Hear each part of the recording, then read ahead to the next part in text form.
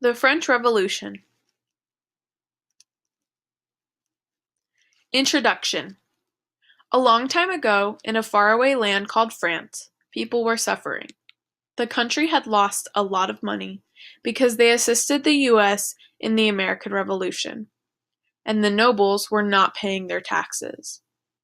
To make matters worse, food shortages caused the poor to starve, while the king and nobles lived in luxury. The French people felt used and upset. Meeting of the Estates General. King Louis XVI called a meeting of the Estates General, a legislative body in France. This was called to resolve the financial crisis in France. Each class or estate was recognized by representatives, except very unequally. The two smallest estates, the clergy and nobles, were unproportional to the third largest estate, made up of the lower classes. This upset the third estate, and so they stormed out of the meeting. Tennis court oath. The third estate gathered together on an indoor tennis court following the meeting and declared an oath. Here they formed the National Assembly and vowed to not give up their power until a French constitution was established. This sparked revolutionary attitude across France. Storming of the Bastille. After uprisings in Paris in support of a revolution, King Louis XVI sent in military troops to control the people. This was seen as a threat to the revolution, so the revolutionaries stormed Bastille prison to free prisoners and obtain weapons. This was seen as the first true act of the revolution. The March on Versailles.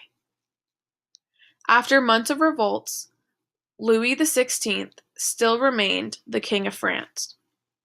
Much of France still lived in poverty and hunger due to the continued food shortages.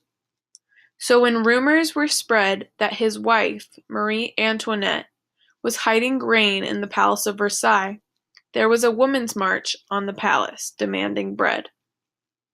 This resulted in Louis XVI to move from Versailles to Paris. The Reign of Terror.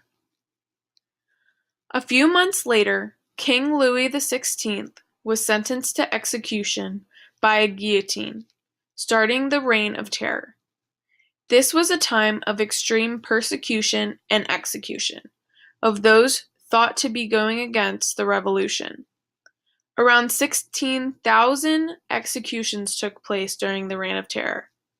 This period caused many other surrounding European countries to denounce France's actions and spark disapproval for the whole revolution. The rise of Napoleon. After the Reign of Terror had ended, another constitution was put in place, but France had been at odds with Britain and Austria in war. Napoleon Bonaparte came to the rescue and managed to lead France to winning these wars. Napoleon soon after became the first Consul of France, showing resemblance to an emperor or monarch. Ultimately, the French Revolution came full circle. It began with upset about the rule of the king over the economy of France, then developed a constitutional monarchy, then abolished the monarchy, but then would finally revert back to having an overly powerful sole leader. However, although democracy was not brought to France, the Enlightenment ideals of democracy were spread throughout France and across Europe. The end. And these are my sources.